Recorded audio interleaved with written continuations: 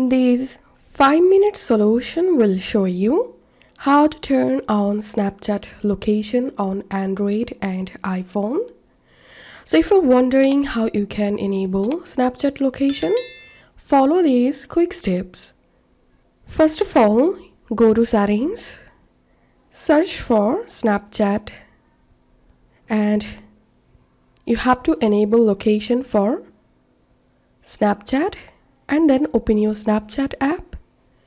Tap on your profile photo at the top left, settings, scroll down, tap on see my location, disable ghost mode, and select my friends. Then go back from here and scroll down. You will get snap map here, so tap on it, and that's it. Now you will get your Snapchat location.